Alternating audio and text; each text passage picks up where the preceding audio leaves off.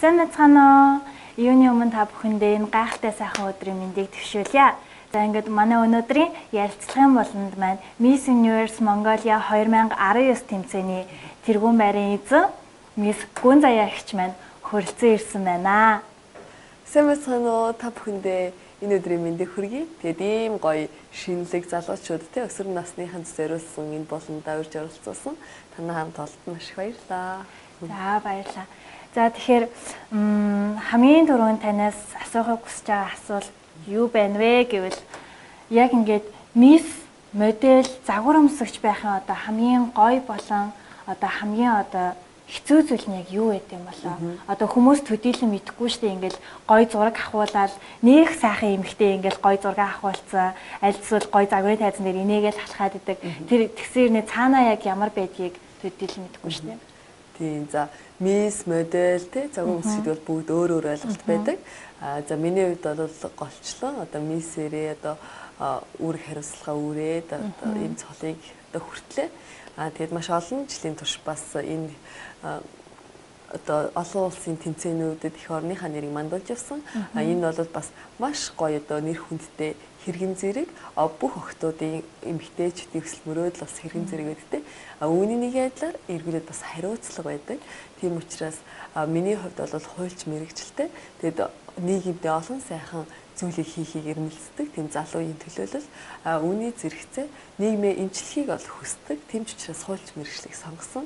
Үүний хажуугаар мэдээж Miss хүн бол сайн сайхны илч гэж бол байдаг. Тийм учраас эмэгтэй хүний одоо нэг сайхан одоо мөрөөдөлт минь бол Miss-ийг гэж сонгож нийгэмдээ эрүүл зүйлийг одоо эмчлэхийг хүсдэг учраас хуульч мэрэгчлийг сонгоод тийм юм чин одоо энэ хэрэгэн зэргийг хүртснээрээ сайн сайхны илч болж нийгэмдээ болоод олон улсад те Монгол улстай сайн сайхны төлөө одоо дуу хоолой өргөё гэдгийг бол шолоодож маш зоригтойгоор одоо яг энэ тэмцээнд за сүүлийн 4-5 жилийн хугацаатаагаар бэлдэж өөрийгөө бас бэлэн боллоо гэж мэдэрч сүүлийн яг энэ Miss Universe Mongolia-д бол тусгаалan багаараа нэг 5 сарын хугацаанд бэлдэж те ингээд яг олон улсын төвшөнд те одоо бэлтгэлийг хангаж базааж бол энэ тэмцээнд оролцсон байгаа.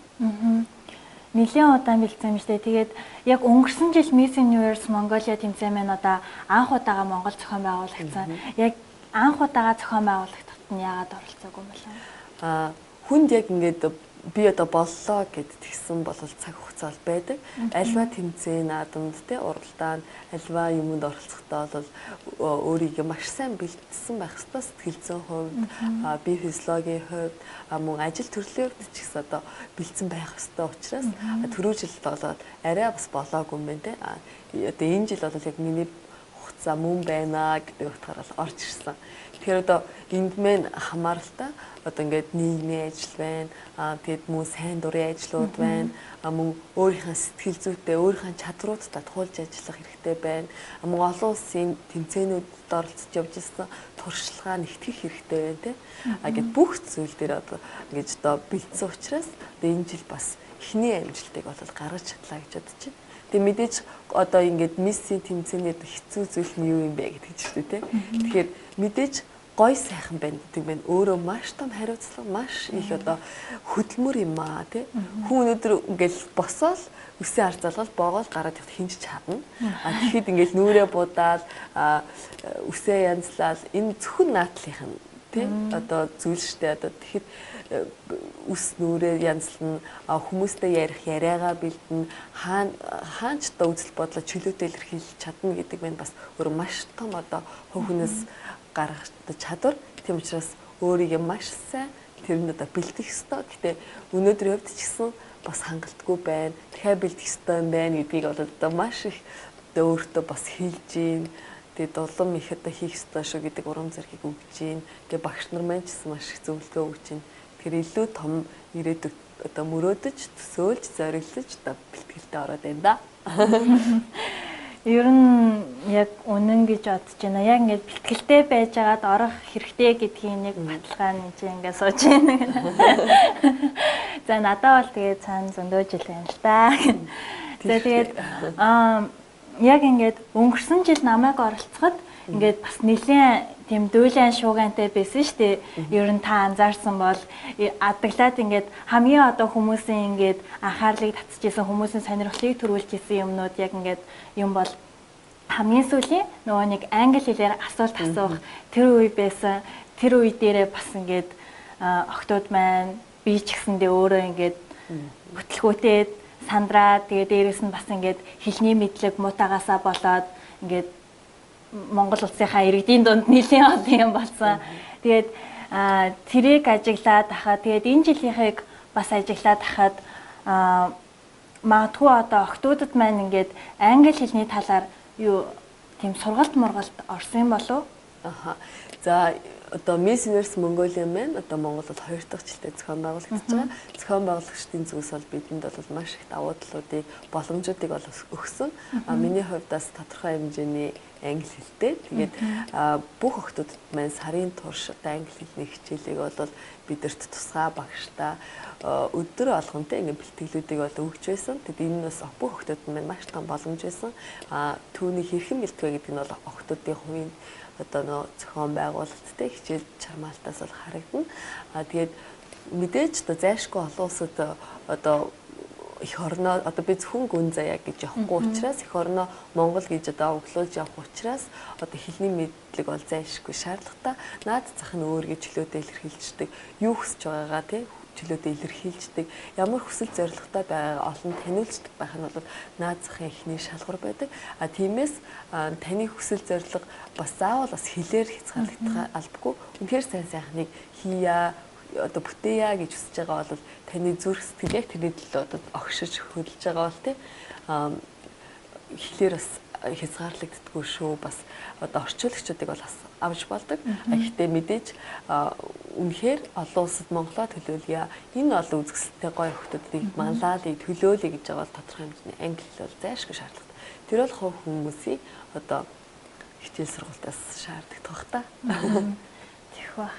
За тэгээд бас яг ингээд энэ жилийн Miss Universe Mongolia тэмцээний хувьд бас яг ингээд хүмүүсийн дунд сонирхлыг нь татсан нэг зүйл юу гэсэн бэ гэвэл одоо бид бүхний сайн мэдэх Katrina Gray ирнэ гэсэн тийм одоо шуум явж исэн шүү дээ. Тэгээд яагаад энэ жил одоо ирээгүй юм болоо?